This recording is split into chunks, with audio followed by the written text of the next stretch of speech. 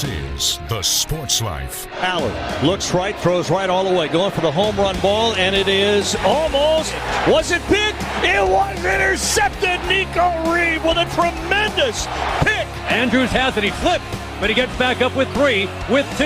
Andrews a step back 3. Oh! He faked it in! He faked it in! Dylan Andrews just faked in a 3, and we think that he has defeated the Ducks. And he did defeat the Ducks. Josh Lewin on the call as the Bruins give Oregon its first loss of the year. And, of course, Jerry Allen puts a little exclamation point on the Big Ten championship victory, Oregon over Penn State. Will Tiemann here and Dalton Shetler, and welcome into the Sports Life. As we're going to talk some football, we're going to talk some Hall of Fame, and we're going to talk some basketball as well. And the Mike DeCourcy conversation, I think, well, anytime Mike DeCourcy's on the show, it's worth listening.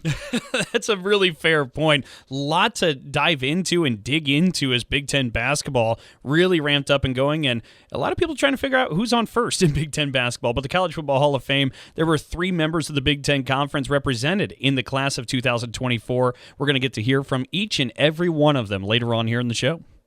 Well, you ready for the sounds of the week? I sure am. Let's go ahead and revisit and circle back to that win for UCLA over Oregon in basketball. UCLA head coach Mick Cronin spent some time with Andy Katz after the game and talked a little bit about the back-and-forth sequence down the stretch. Here's what he had to say. You know, my big focus is defensively. You got to be really good late in the game. My teams have won. You know, I'm here because of that. All right, I didn't play in the NBA, so we weren't in this game. Kobe gave up an and one. We didn't block out on a free throw. We didn't switch on a high ball screen. We're lucky to get out of here, buddy. Well, they did get out of there. And you only got to win by 1, right? That's right. Just 1. They find a way. A big win for UCLA over, at the time, what was a number 12 Oregon team. But Oregon certainly has had its fair share of success. If we switch over to football, they're celebrating a Big Ten championship in their first year in the Big Ten Conference. They got the win over Penn State 45-37, and head coach Dan Lanning joined the crew on Big Ten Network after the game, and he was asked about a 4th down in the 4th quarter. I think it was around 9 minutes left to go, and Oregon decided to go for it on a 4th and 2. And it was Dylan Gabriel finding Terrence Ferguson over the middle. Here's Dan Lanning's response when he was asked about the play. Yeah, Ferg. Yeah, that was good that it worked out. Yeah. I'm glad that worked. I imagine some people would have some things to say if it didn't. So who cares? I don't care what anybody else thinks. I believe in our players. I believe them in that moment. And what an unbelievable play by Dylan and Ferg in that moment. Just really proud of those guys. Dan Lanning, the head coach of the Oregon Ducks, heading to the college football playoffs, representing the Big Ten as its football champion this year. And you know, Dalton, the one thing Coach Lanning mentioned there, sometimes you throw out the book, the stats, the analytics, you just feel something and you do it. And when it works, it feels really good. Oh, absolutely. And that's been a trend in football, hasn't it? Where you're seeing a lot more teams go for it on 4th down. The analytics starting to back up. I don't know if they would have supported that instance, but hey, Dan Lanning's heart and feel definitely outweighs whatever the numbers were in that circumstance. You mentioned the college football playoff, Will. Curt Cignetti, the head Hoosier that we've talked about all season long, the coach of the year for the Indiana Hoosiers, he was talking a little bit about the college football playoff and what he expects as his team heads up the road, just a 200-mile drive to South Bend, Indiana to take on the Fighting Irish at Notre Dame Stadium. He says, look, when you look at the odds of us even making the college football playoff, we already climbed one mountain. Why not do it again and win the whole thing? The thing I thought about was the odds against us making this playoff at the beginning of the season were probably greater than the odds of us winning the national championship will be. So we've overcome that mountain already. I don't even think they laid odds on them making the college football playoffs. What a great year Indiana's had, regardless of how the game in South Bend goes. No, I think you're absolutely right. It's something to be pretty proud of if you're an Indiana Hoosier. Something else to be a little bit proud of, even though it didn't go exactly maybe as hoped for or wanted. In Lincoln, Nebraska, the Huskers end up clinching bowl eligibility. They're going to be playing in a bowl game with 6 wins, and Nebraska head football coach Matt Rule was asked about going bowling. And keep in mind, folks, this is the first time since 2016 that the Huskers have the opportunity to go bowling, so it's nothing to sneeze at. Here's what he had to say on the Big Ten Network. Well, I mean, obviously we want more. We want to compete for championships, but I think this is a great stepping stone on that. And as you said, it was the longest, I think, Power 4 bowl drought. And so I think that means that accomplishing it, getting it knocked out of there is good. And I'm excited. I'm excited for our young players to have a chance to play one more game, go compete, and we're going to fight for what we want. Matt Rule, the head coach in Nebraska, and Dawn, was interesting about this year and last year. They were at 5 wins pretty quick. Mm-hmm. And a year ago, they didn't get it. This year, they barely got it. So if he can ever fix the back end of his schedule, look out for the Cornhuskers. I think it's a pretty solid point, as they're going to be playing in the Pinstripe Bowl against Boston College on December 28th. Real quick, let's move over to West Lafayette, Indiana, where Barry Odom, the former UNLV head football coach, has been announced and, matter of fact, introduced as the next head Boilermaker head football coach for the program. Here's what he had to say during his introductory press conference. You look back at the great football history that Purdue has had in recent. Obviously, with Coach Tiller and the great success and the championships that he had and the transformation and the impact that he had in college football is something that I watched and admired from afar. And then most recently with Coach Brom and the success he had. I've known Coach, and we went against each other 2 different times on the field. You look at the cradle of quarterbacks and the den of defensive ends and the culture that is here and is built that I'm excited to take over and continue to grow to the next level and the next stage. Barry Odom, the new head football coach at Purdue University. Well, it'll be interesting to see how it all plays out, because all those things he mentioned are true. But what's missing in Boilermaker football history is that it's not very consistent. There's magic moments and then there's droughts. And I think maybe the big drill here for Coach Odom is to wipe out the droughts. What do you think? I would completely agree. Well, when we come back with more of the Sports Live, we're going to talk some Big Ten hoops with Mike DeCourcy right after this. So, got one for you, boss. Oh, yeah? What's black, white, and dented all over? I give up. The company truck. I know, but thanks to our agent, we've already submitted an insurance claim and can track the status right from the app. Auto owners pays what they owe without any hassle. Lucky for you, that's simple human sense. Ask your independent agent if auto owners make sense for you. Medicaid and CHIP offer free or low-cost health coverage for children and teens. Hospital and doctor visits, prescriptions, shots, and more are covered. That's peace of mind for parents if a child is sick or gets injured. And parents may now be eligible for Medicaid too, even if they've applied in the past. Enrollment is always open. Visit insurekidsnow.gov or call 1-877-KIDS-NOW. Paid for by the U.S. Department of Health and Human Services.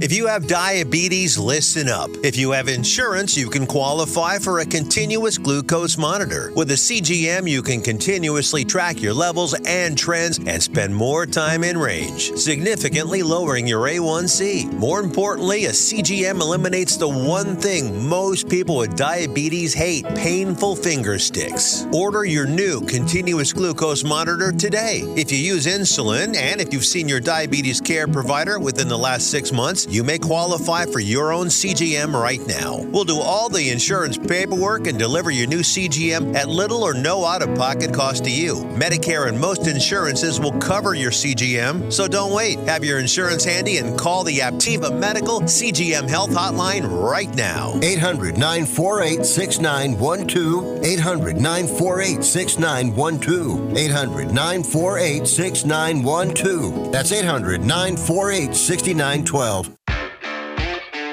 We'll be back with more in a moment. This is The Sports Life.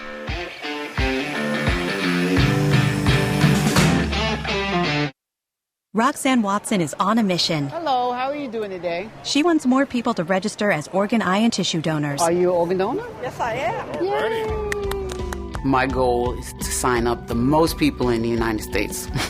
What drives her? Roxanne's own life was saved through the gift of a heart transplant, made possible by an organ donor. I decided that day that I was going to devote myself to the cause of organ donation and signing people up and honoring my donor by doing that. Now she's back to health, and she's a powerful force helping to save lives every day through her work. Imagine what you can make possible by leaving behind the gift of life. 8 people can be helped with the major organs, and up to 50 people can be helped with a little bit of everything.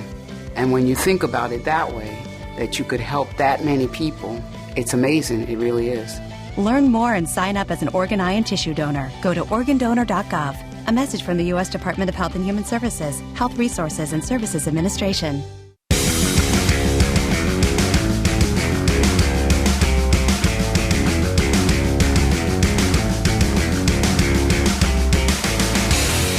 And welcome back for more of the Sports Life. Will Teeman here along with Dalton Shetler. Well, there's no doubt with the college football playoffs going on and some Big Ten teams involved, a lot of football talk. But there's a lot of basketball being played now as we're heading to basically the end of the first third of the season for many of the Big Ten members.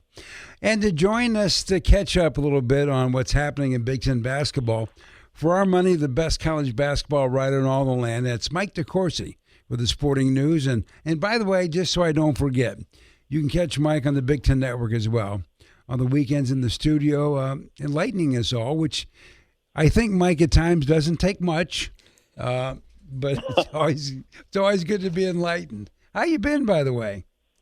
I've been very well, Will. How about you? We've been good, and we're excited about this basketball season. And I thought to break it down, I start with this really broad picture. My feeling was heading in that there was a lot of unknowns to this particular group of teams, the 18. And now that we've seen some of this unfold, does this race look pretty wide open to you? I think very wide open. I believe there are a lot of very fine college basketball teams in the Big Ten, maybe more than any of the coaches that know they'll be on the positive side of that discussion. Guys like Matt Painter and Tom Izzo, many more than they would probably prefer. They know that they have contending teams in the league, and they know it's going to be a rough ride all the way through into March because the Big Ten road environments are as good as there are in college basketball, probably the best of any conference.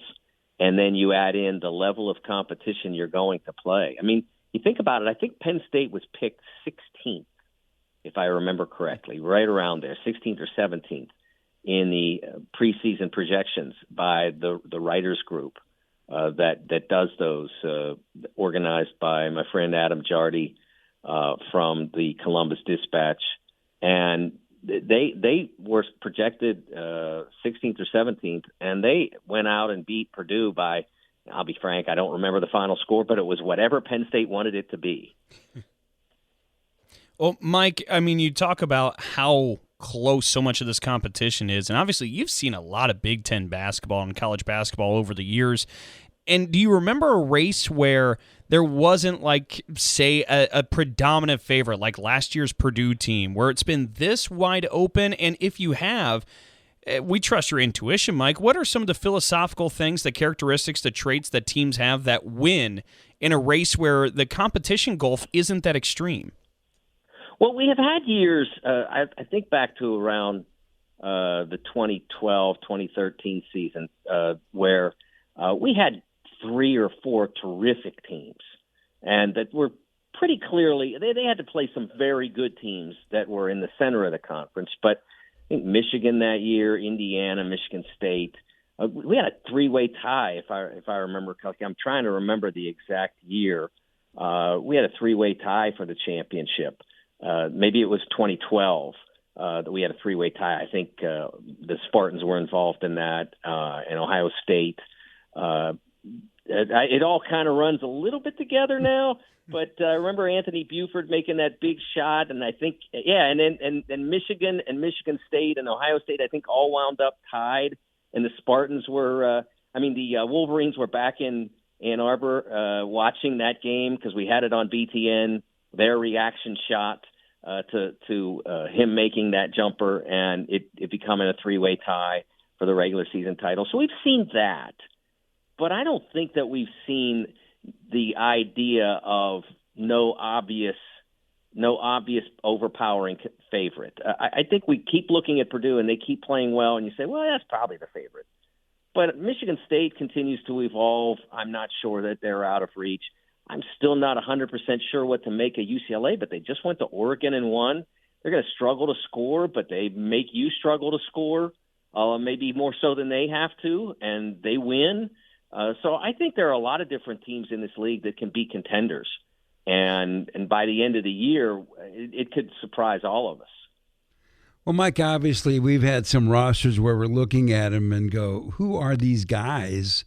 Because everybody's just sort of restocked. And I've often thought maybe one of the keys to that group of people is how fast they can get the players to combine and sort of make up a team. And I want to start with Illinois. How do you think they're doing? Well, I think they're doing very well. It's a challenge, and I do wonder why. I will say, I do wonder why, with the level of newness there is to the Illinois roster, why they're playing quite the schedule that they are. Now, some of that is dictated to them. The Northwestern game on the road dictated to them. Then their other early Big Ten game, Wisconsin, was dictated to them as well. But they played Alabama. They volunteered. They raised their hand, said, let's do that. And Arkansas, they said, okay, we'll do that. And then Tennessee coming up. Yeah, we'll do that too. And then they have their rivalry game against Mizzou. So that's a lot for such a young team to handle. And why did he go in that direction? Well, different coaches have different approaches. And you guys know as well as anybody by following Michigan State as closely as you do, that there are coaches who prefer to find out whatever flaws might exist or whatever chemistry connections need to be reinforced by going into the most difficult games and then coming out and then having some games in between to try to put it all together. And of course, with Illinois, that's only one game before we resume Big Ten. After the stretch I just described, then they play a Chicago State game. That gives them one day to try to reset, and then they go back into the heart of the Big Ten. Well, we talk about Illinois there. One team that you mentioned a little bit ago was Purdue, and obviously they're the defending champs. But we've seen, you mentioned that they took a licking against Penn State. We've also seen them dominate an Alabama team at home at Mackey. What do you make of Purdue? What is their ceiling? What are the big flaws? Well, when you have a really good team, you say the ceiling for that team is if everything goes right and they get great matchups and they play to their very best, that they can make the Final Four. They can't win it with this group. It's not there. The level of talent necessary to win a championship, a national championship, is not there. But you can still have a lot of fun on the way. I mean, you can win the Big Ten. You can win the Big Ten tournament. You could get to the Final Four. Those are all really significant accomplishments, and I think this Purdue team is capable of all of those.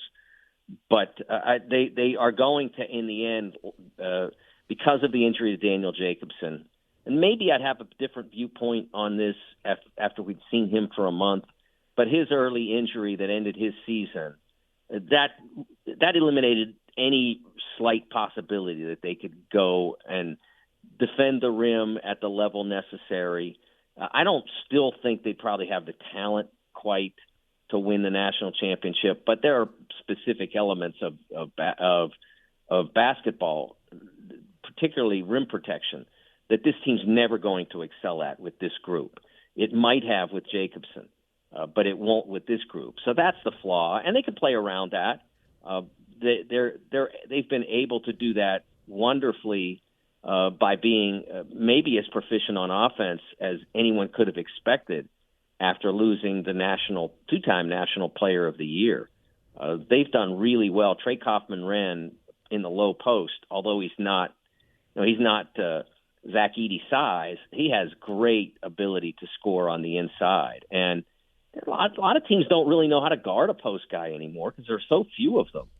Most big guys now try to play away from the bucket and try to be able to shoot facing the goal because that's what the NBA values.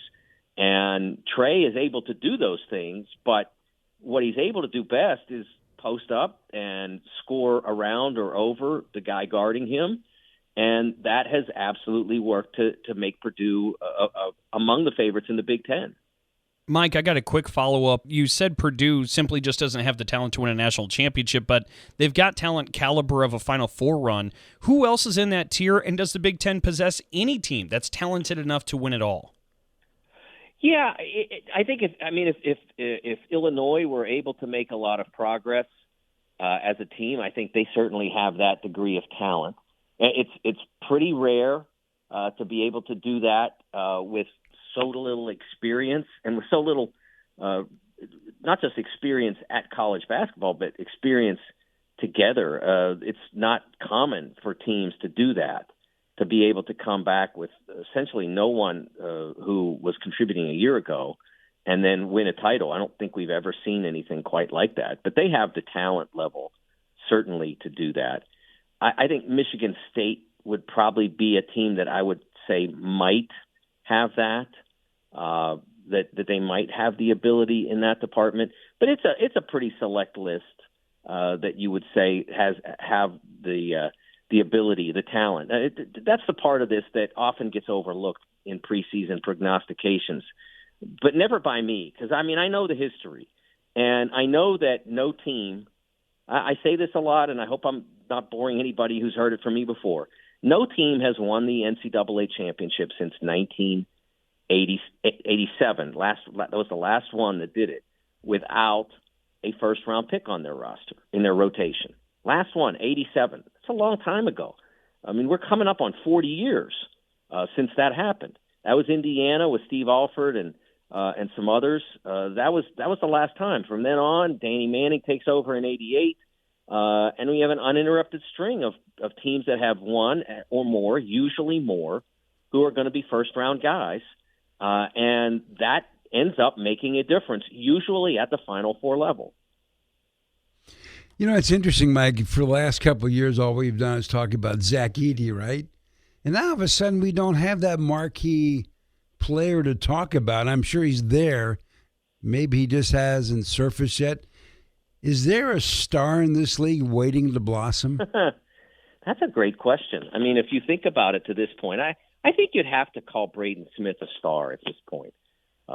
He just maybe comes in a different package, a smallish point guard who wasn't super highly rated coming out of high school. But he's clearly one of the best point guards in the country. And I don't want anybody to think that's damning by faint praise, because it's a really poor point guard group in college basketball generally. And I think that if you look at some of the better teams, it's a position of significant deficiency for a lot of them. Duke is a good example. They have great players that you would say, okay, that's their point guard, but he's not a great point guard. There's a lot of that around college basketball, where they have really outstanding players at every other position, but then they're kind of just having to sort of fake it at point guard. That's not the case with Braden Smith. He's been tremendous from day one since he arrived at Purdue. Michigan State has a terrific point guard in Jeremy Fears. I don't know that he'd be quite all first team, all Big Ten level, but I know that Tom sleeps better at night because he's got a guy he can put on the floor and expect the offense to run in the right direction. Beyond Braden, I think Trey, who I mentioned before, would be one. I think Ace Baldwin would be another. He's just had a phenomenal first month or 5 weeks of the season. He's been outstanding. So those would be some of the guys that you'd think of first. I think Derek Queen at Maryland, freshman big guy. He's had a really good start and could end up being that type of player. And if Brooks Barnhizer at Northwestern, he's doing everything but making deep shots. He's not been a poor three-point shooter in his career. The number he's putting up now is not, it's not acceptable for a player of his standard, for a shooter of his standards. I think the last time I looked, he was at he was around 28 or 29%. He's better than that, without a doubt. And when that number gets back up to where he's up at 35 now. He can do better than that, but if he shoots 35% and does everything else he does, and Northwestern is able to have a successful season, I think you're looking at Brooks as being a guy who could be considered an All-American candidate. Wow. Well, Mike, can you stick around for just a little more basketball talk? Sure thing. So we're visiting with Mike DeCourcy from the Sporting News. We'll be back with more of Mike's thoughts when we return, but first a break. Oh, yeah. Hey, Dad. Did you get a new haircut or something? A new shirt? You're looking good. What happened? A little fender bender? How little? A few days in the shop little. But thanks to Mom and our agent, we've already submitted a claim and can track the status right from the app. Auto Owners pays what they owe without any hassle. Sounds like simple human sense. I'm fine, by the way. Oh, yeah, I was going to ask. Ask your independent agent if Auto Owners makes sense for you. This is a potter's field. When people can't pay for their funerals, they are buried here. It is a lonely, desolate place, littered with unmarked headstones. No one visits. No one leaves flowers.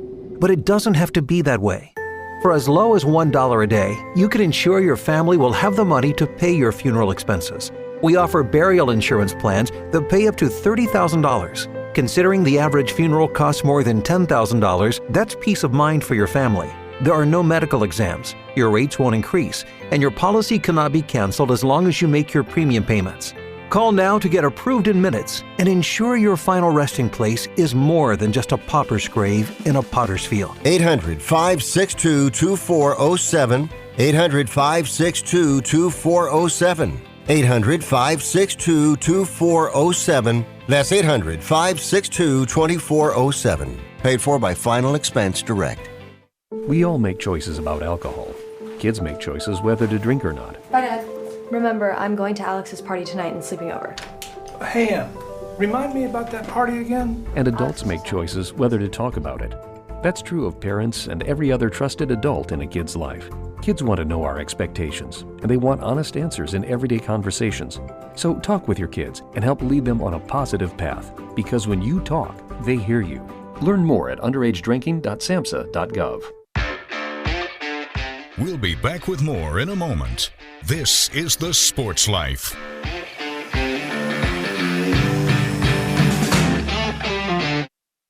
Here's a real-life story that affects 50% of all of us out there. It's called divorce. If you've gotten divorced and now you're struggling to pay your bills and your credit card debts are completely out of control, you need to call this special debt relief hotline right now. We help people with all kinds of money problems caused by different life challenges, a divorce, a job loss, even heavy medical bills. All these life events can sometimes financially stress you out and cause you to get out of control. We help people get their lives back by showing them ways to consolidate and reduce their debt, in some cases for a fraction of what they owe. If your credit card balances are more than $10,000, call us and learn how to reduce your credit card bills and monthly payments now. Here's our number. Paid for by Debt.com. Call now, 800-810-1584, 800-810-1584, 800-810-1584. That's 800-810-1584.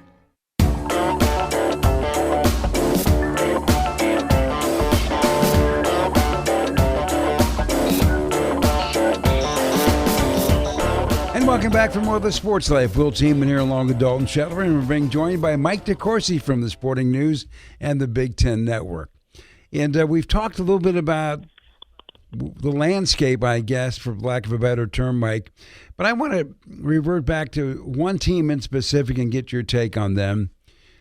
When Juwan Howard was relieved of his job as the head basketball coach at Michigan, there wasn't much there. They get a new coach. They get a lot of new players. And all of a sudden, you're sitting there looking at a team that through 9 games is 8-1 and won their first 2 Big Ten games. The emergence of Michigan back to a contending position like almost overnight, has that surprised you at all? Well, yeah. I mean, from the standpoint of where they were a year ago, when I saw the roster, that was put in place by bringing in Vlad Golden, who gives you a great foundation for your team. He was outstanding in 2023 as the center on the Florida Atlantic Final Four team. He can really move. He can block shots. He finishes around the rim. He's a presence in the lane. And then the rest of it, some of the other transfers they brought in have been were fairly promising on paper. I thought Roddy Gale had a chance to be a really good player, especially after that freshman year. He had that breakout game in the Big Ten tournament, and I thought that we'd be seeing something big with him, and he's done a really nice job. The player I didn't really know anything about at all when he came in was Danny Wolf, and he's been an absolute revelation. So versatile, able to play away from the goal as well as just about anybody his size. He's 7 feet 250, but has a really good face-up game, and so they're able. And he moves so well that they're able to play him and Golden together on a consistent basis without being shredded by two quick opponents. And so that's the one I think has been the key to Michigan opening as they have, is Wolf making a very rapid transition from the Ivy League to high major basketball. And they started 2-0 in the league, and it's a absolute great advantage to go into Christmas as one of those teams that has not only won 2 Big Ten games, but won a significant road game by going into Wisconsin and doing it. It's interesting with 18 teams, Mike. Not one has cracked the AP top 10. Purdue's 11. Does that surprise you that the conference doesn't have anybody up there? I'm going to tell you the truth, Will. Since 2000, my everyday job has been college basketball. I do a little bit more now in the last 3, 4, 5 years than in terms of other sports. I do more college football, more NFL, a lot more soccer than I did prior to that. But college basketball is still the core of my job. And it's the whole of my jobs with Big Ten Network and Fox Sports. And I never look at the polls. I don't care what they say. I think they're an absolute waste of time. Anybody that gets upset about them, that if they're friends of mine or whatever, I tell them, don't look at them. How can I do my job? I've managed to survive a quarter of a century covering college basketball on a full-time basis for a national publication and never look, because that's how little they mean. You want to look at Ken Pom? I say you can do it because he does a preseason ranking that informs his in-season rankings, and he's a very smart basketball person. So if you want to look at his rankings, you can get a pretty good idea of where the teams are ordered by looking at kenpom.com. The net, it's too early because there's not enough data. They start from 0, and so you need to wait until we have at least till the end of January, early February, before the numbers really start to make sense. But the AP poll, I did it 2 years, and I remember I think it was 1990-91, LaSalle went 28-2 that year, something like that. And Lionel Simmons was on their team. They had like 3 future NBA guys, and no one else voted for them for number 1. And I said, that's it. I'm not doing this anymore. I'm screaming into the wilderness. If everybody else can't see that LaSalle is having a phenomenal year just because they're in they were in the Metro Atlantic at that point. If everybody else can't see they're having a great year, I'm wasting my time. So I stopped, and I told them never to call me again, and they haven't. Well, we'll keep calling you Mike, so you definitely still have some friends here in your pool. I got 2 teams I want to ask you about real quick, Mike, that have been trending maybe in opposite directions. And you alluded to one when we talked with you before this last break, Michigan State, the way that they've improved so far here early this year. But also Indiana, coming in with such a talented front line, took a bit of a black eye down in the Bahamas on their way back. I'm curious what you think of both of these squads. Well, Indiana, I would say that I thought that my belief from the beginning was that Mike Woodson miscalculated his rotation. When he brought back Trey Galloway as a post-grad player, I think 5th or 6th year, whatever it is, when he brought him back and then didn't start him, to me that's like you can't do that. It doesn't work. First of all, Trey has been the most team-oriented player you could ever ask to have. I mean, he's even a year ago was giving up his own individual success by filling in at point guard, a position he's not really qualified to play at this level. I mean, he could take a minute or two, but he's not a full-time point guard. He's a shooting guard who passes, and I always called him a connector. He facilitates. He often has the pass that leads to the pass that leads to the basket. He's just a great connector. But he's also a senior and a captain and all that. And you can't bench that guy. And they did. And it had hurt them.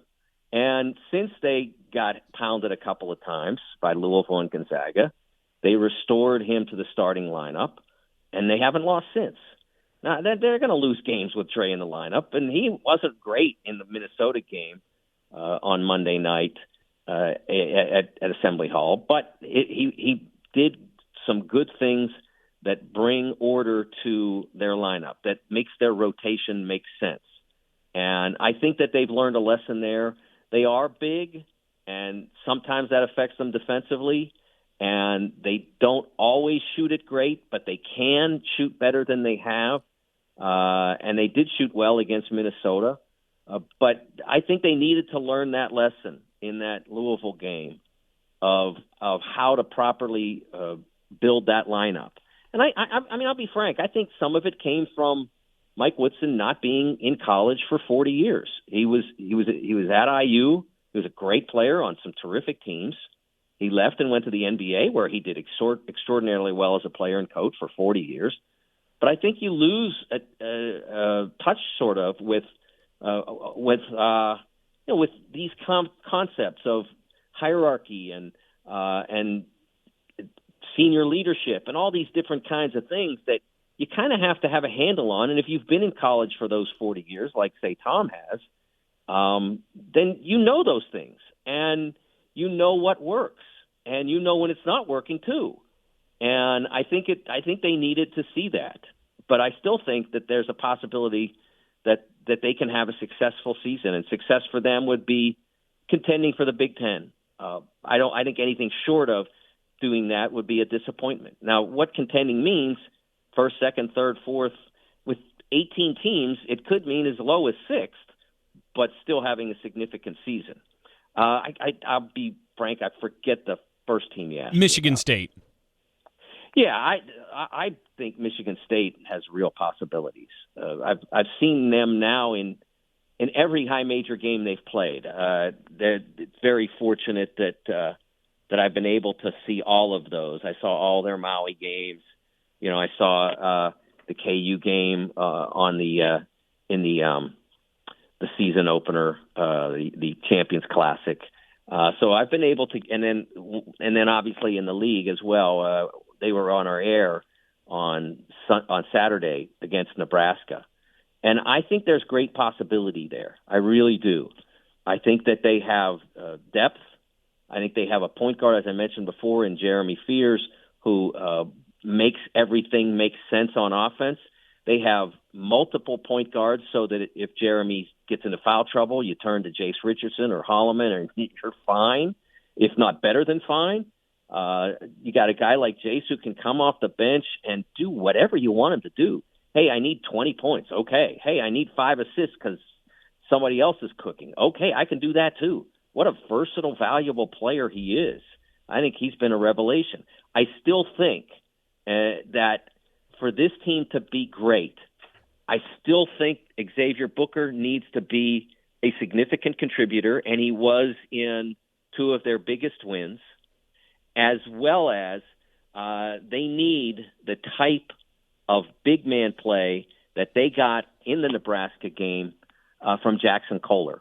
I think that Jackson is the most talented pure big they have in terms of like the low post type big, not Xavier, who's more of a perimeter big. But when you're talking about playing around the goal and defending the lane and all of that, Jackson brings something to them that they missed last year when he was hurt so much. And him coming back and playing as well as he did in that Nebraska game gives me real hope for what they can be, without a doubt. Cone Carr, I think, has made a huge advance. He knows how to impact games now. He knows how to make a difference. I think he's getting better and better as a shot blocker. Usually a shot blocker, a help shot blocker is going to have to be, 6'11", 7 feet. But he can do it as a 6'6", 6'7" guy because he's so dynamic. I mean, he twice in that Nebraska game took down shots as a help defender that were you just don't ever see that from a guy his size. But I think you can see a lot more of it from him. Well, Mike, as a final thought, we're going to be heading into the new year really quick. We have a little blueprint of these 18 teams, what they may or may not be able to do. So what do you think's ahead of us? What do you think January, February, March is going to look like? Oh, I think it's going to be glorious. And when I mean glorious, I mean because every game just about that you turn on in the Big Ten is going to be a game you're going to want to watch. Just about every one is going to involve two teams that are thinking about, if I win this, I'm this much closer to March. Or if I win this, I'm this much closer to the Big Ten title. I think that's what makes college sports exciting, is real consequence to the competition. And that's what was missing from college football for so long until this year when we had the playoff. And then you had games like Georgia Tech, Georgia, where all the country sports fans were like, this game matters to me. It didn't matter to me a year ago.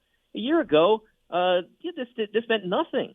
Now it really matters because one of these teams is fighting for its playoff survival, or the LSU Auburn game. The same thing. They're playing deep into the night, and everybody's hanging on the result. Well, that's going to be Big Ten basketball to me for this season because there's no obvious champion in like 2024 Purdue. There's not going to be a team that's as difficult to beat as that team. And there's not, and you look at the bottom of the league, they're beyond a couple of teams. I mean, like I said, when Penn State's being predicted like 16 or 17, and then you see their team on the floor, and you're like, really? That's the worst? Well, they're not the worst, but that's how good it is, and how good is it going to be through January, February, and early March? Well, Mike, I'm excited about it, and I really appreciate your time because I always, if I needed pumped up about Big Ten basketball, I just call you, and I'm ready. I'm ready to go. There you go. Thank you so much, Mike. Thanks, Will. As always, a wonderful chat with Mike DeCourcy, Hall of Fame writer with the Sporting News, and our key analyst out of the studio for the Big Ten Network all basketball season. Well, coming up, we're going to take a look at the College Football Hall of Fame. Got some Big Ten guys going in. Back with more in just a moment. So, got one for you, boss. Oh, yeah? What's black, white, and dented all over? I give up. The company truck. I know, but thanks to our agent, we've already submitted an insurance claim and can track the status right from the app. Auto owners pays what they owe without any hassle. Lucky for you, that's simple human sense. Ask your independent agent if auto owners make sense for you. If you served honorably in our nation's armed forces and you're looking for a way to continue serving your fellow veterans in your community, then join AMVETS. AMVETS members volunteer millions of hours at VA healthcare facilities from coast to coast, helping to improve the lives of their fellow veterans through the VA Voluntary Services Program. AMVETS posts and departments also participate in a wide variety of community service projects. If you no longer wear the uniform today, you can still serve through the AMVETS by joining today at amvets.org. Do you hear that? That's the sound of uncertainty lurking under your hood. You know the feeling. I know I do. That sudden sinking sensation when you see a check engine light or your car unexpectedly breaks down and you're faced with sky-high repair bills. It's time to shield against unexpected repairs with CarShield. CarShield is America's most trusted auto protection company and has an A rating with the Better Business Bureau. Don't let the fear of a breakdown keep you up at night. Trust the Shield, Car Shield, and say goodbye to terrifying repair bills and hello to peace of mind. Your plan also comes with 24/7 roadside assistance, courtesy towing, rental car options, and so much more. Don't wait till it's too late. Call Car Shield now before a breakdown. Protect your wallet. Protect your car with Car Shield. Get our best protection ever. Call now. You'll thank me later. 800-965-1292. 800-965-1292. That's 800-965-1292. We'll be back with more in a moment. This is The Sports Life.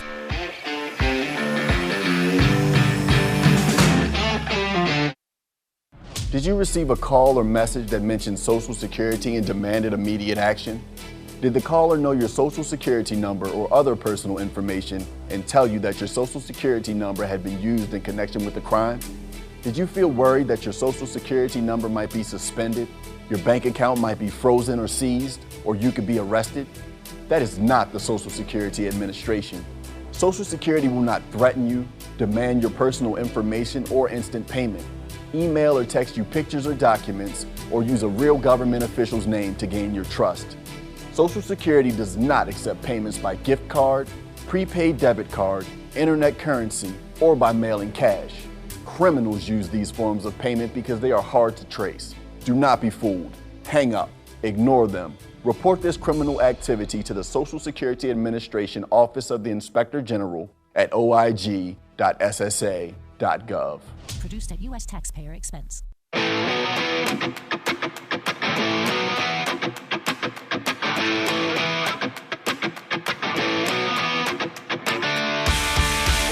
And welcome back for more of the Sports Life. Will Teeman here along with Dalton Shetler. And don't forget, auto owners insurance, simple human sense. Ask your independent agent if auto owners make sense for you. Well, what a nice chat with Mike DeCourcy, but now we're going to move to a little college football. And I would say when the class of 24 of the College Football Hall of Fame was inducted, I would say the Big Ten was represented. You had a Spartan, you had a Nittany Lion, and a Wolverine. And all really top of the line, right? Let's start off with the Wolverine you mentioned. At the press conference, they actually all had a moment to speak a little bit. And Steve Hutchinson, of course, an All-American offensive lineman and a national champion there in Ann Arbor, started off with a question that was directed his way where he was asked, how does somebody from Florida end up in Ann Arbor to even begin this legendary career? Well, unlike today, we didn't have a million channels to watch football, and Michigan always seemed to be on one of the national channels that when I'd flip on the TV on Saturday afternoon, and always kind of was enamored by that winged helmet. Sometimes schools just call to you, and you hope you make the right decision. And after being there for just about 2 years and winning a national championship, I felt I made the right choice. So you never know how you're going to end up where you end up. You just, like Dan said, just keep working and good things will happen. Steve, Michigan had a tremendous run last year, claiming its first national title since your team did it in 1997. I know you had an opportunity to be there. Did it feel like a full circle moment for you watching them win? Yeah, I wish it hadn't been such a long gap in between, but you can't always control that. But yeah, it was fun to see those guys, the excitement and celebrate it. When you're in the moment, you don't really take a breath to realize what you just done. So for us winning it in '97 is kind of more of a blur. You don't get to enjoy it. So stepping back and being on the other side of it, watching those guys do their thing and win it, it was full circle. And it was full circle for him. And, of course, Lloyd Carr and that group, they were special. They most certainly were. And speaking of special, here, this College Football Hall of Fame class of 2024, Penn State linebacker Paul Posluszny. He was a two-time All-American. He won the Dick Butkus Award. I mean, the accolades go on and on and on. And he was asked what it means to join kind of the Penn State lineage that are in this Hall of Fame already with this induction this past week. Definitely honored. It's a very humbling experience to think about some of the other guys that legendary guys that played at Penn State that are part of this group, names that you grew up with idolizing and realizing that now that you get to be closer to that outstanding group of individuals. So it's very, very special. You were honored in 2006 as an NFF National Scholar Athlete and a Campbell Trophy finalist. What would you say to a high school player who wanted to follow in your footsteps as a top player on the field about the importance of also excelling in the classroom? It's more important, and especially at this stage in their careers in the game. I guess the importance of academic success, along with the on-field accomplishments is such an important way to distinguish yourself as a student athlete, to show what you're all about, to show what you're capable of. And I have to say that the Campbell Trophy has provided so many, opportunities, relationships, friendships. It's such a special group in honoring an outstanding gentleman. So it's that student athlete combination is obviously so critical. Interesting thing to bring up. We get lost in this one little fact sometimes that these are universities, and getting a degree is not the worst thing. Not at all. And it's obviously paid off pretty well for Paul as he's in the Hall of Fame. And finally, rounding out the Big Ten representatives for the class of 2024 College Football Hall of Fame, Mark D'Antonio, head coach, of course, for Cincinnati, but really a legendary career in East Lansing with Michigan State. And he was asked what it means when he looks back at his career and flips open a record book and sees that he has more wins than any Spartan head coach in history. Here's what Mark D'Antonio had to say. Well, first of all, I think these are program awards, so you don't get there without great people, great players, great people working in your administration and training rooms, strength rooms. There's so many different things that go into making a football program. But we took the opportunity to dream big, and it was a step-by-step process. And I'm blessed to be here to represent so many different people. Coach, one of your mottos at Michigan State was to reach higher. What are some of the key tools that you as a head coach and other head coaches can use to inspire the success of their teams? I think when we talked about reaching higher, there was just always try and play with great effort and try and do a little bit better. And again, going back to what I said earlier, step-by-step process to get to where you want to go. And as we move through our program, first get to a bowl game, then win a championship, then try and go to the college football playoffs. But at every step, you can take that opportunity to do a little bit better, and that's what we did. And again, I go back to what I said. We tried to dream big in everything we were doing and make it special. And he did make it special. And in his first press conference, when they introduced him as Michigan State's new head football coach, he talked about championships, right? And then he had this phrase, "Why not us?" And it stuck. Why not us? But I do remember visiting with him one day, and I'm looking at his numbers and knowing how old he is. And I looked at him and I said, the way you're going right now, you can pass Duffy Daugherty. You can become the all-time winningest coach. And he just gave me this Mark D'Antonio sort of stare and said, "Really?" That was it. That was his reaction to it. And so with that, we're going to take a break and head to our parting shots right after this. Oh, yeah. Hey, Dad. Did you get a new haircut or something? A new shirt? You're looking good. What happened? A little fender bender. How little? A few days in the shop little. But thanks to Mom and our agent, we've already submitted a claim and can track the status right from the app. Auto owners pays what they owe without any hassle. Sounds like simple human sense. I'm fine, by the way. Oh, yeah, I was going to ask. Ask your independent agent if auto owners make sense for you. Everything is expensive right now. Gas, food, you name it. You're spending more, you are making the same or less money. So, what do? You rack up credit card debt. That's what you do. It's not your fault. It's the economy. And guess what? If you rack up too much credit card debt like some of us, you can't pay your bills. Then the credit card companies, as nice as they are, start hounding you for money. Then you start your downward spiral. A smart thing for you to do is to call the Zero Debt. They can help you consolidate all your credit card bills into one affordable payment. Millions of people have done it. It works to make you debt-free. Make this free call right now. It costs you nothing to learn more. 800-298-9093. 800-298-9093. 800-298-9093. That's 800-298-9093. We are strong, we are resilient, and we will get through this together. But these are stressful times, and it's important to also practice good self-care. It's normal to feel overwhelmed, anxious, or afraid, but there is hope. Reach out to someone, connect with your friends, stay in touch with your community, and know that you are not alone.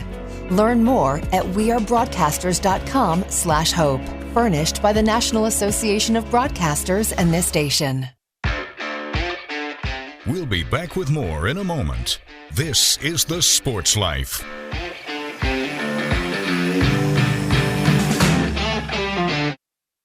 I found hope in the midst of an overwhelming situation. Alcoholism is a disease that can affect any family. Everyone suffers, but there is help and hope at Al-Anon Family Groups. Al-Anon gave me my life back. I'm a better father and husband. Are you in an overwhelming situation because of someone else's drinking? Al-Anon and Alateen can help. Local and virtual meetings are available. Maybe one could work for you. Call 1-866-200-0033 or visit alanon.org/hope. I'm Naheem Hines, professional football player. No matter the challenges I face every day in the NFL, my mom is always there for me, despite her own struggles with muscular dystrophy. And MDA is there for my mom. At their 150 care centers across the U.S., MDA is the leading organization in research and care for kids and adults with muscular dystrophy, ALS, and related neuromuscular diseases. Join me and learn more at helpmda.org today. Thank you.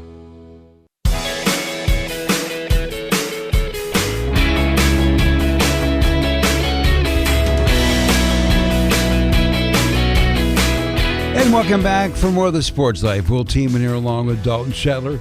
A good show. Our first real look at the Big Ten basketball season, thanks to Mike DeCourcy with the Sporting News and BTN. And I think, Dalton, it's fair to say that the Big Ten was well represented in those who went into the College Football Hall of Fame for this year's class. So we have now worked our way to the parting shots. What do you got? Well, and by the way, if you missed any of that, make sure you give us a follow at Sports Life Now on Twitter or X. It's again at Sports Life Now. You can listen back to all of what Will just ran through there. But for my parting shot, I wanted to point out how ironic this past conference championship Saturday was in college football, and also kind of highlight the extreme measures of the irony it could have went to. Because in the Power Four, the conferences that you have now, you have the Big 12, you have the SEC, you have the Big 10, and the ACC. Big 10, we know it was newcomer Oregon. That becomes the Big 10 champions in their first year there. Arizona State in the Big 12 title game routed Iowa State 45-19. So the Sun Devils in their first year in the Big 12, they're conference champions. In the SEC, Georgia and Texas went to overtime. Now, Georgia won, but Texas was a play away from winning in their first year in the SEC. And over in the ACC, you had a title game between Clemson and SMU. Clemson wins, but SMU only lost by 3. I mean, they were a possession away. We almost had all 4 brand new champions in their first debut year of those Power 4 conferences winning those. Instead, we end up splitting 50-50. But isn't it kind of ironic? Well, it just tells you where we are. What's the old saying? That's why you play the game. I mean, you really don't know when you get to that level. Well, I'm going to take a moment with my parting shot to salute one of our fellow broadcasters, Ken Pavelka. Now, he is the longtime voice of the Nebraska basketball team. He's in his 38th season. He's a 6-time Nebraska Sportscaster of the Year, and he's been inducted into the Nebraska Broadcasters Hall of Fame. That came in 2019. And the reason why I'm going to give Ken a shout-out, well, last Saturday when Nebraska played at Michigan State, that was his 1,200th game. So, Ken, congratulations. And that's a wrap for this week's show. Hope you enjoyed it. We should also note that you can find us wherever you find your podcasts like SoundCloud, Spotify, and Apple. And make sure you check us out and hit subscribe. As always, thanks to the Big Ten Network. The Sports Life is produced by Dalton Shetler and assisted by Owen Cronin. Our executive producer is Wendy Hart. So on behalf of Dalton Shetler, I'm Will Tiemann, and thanks for your time.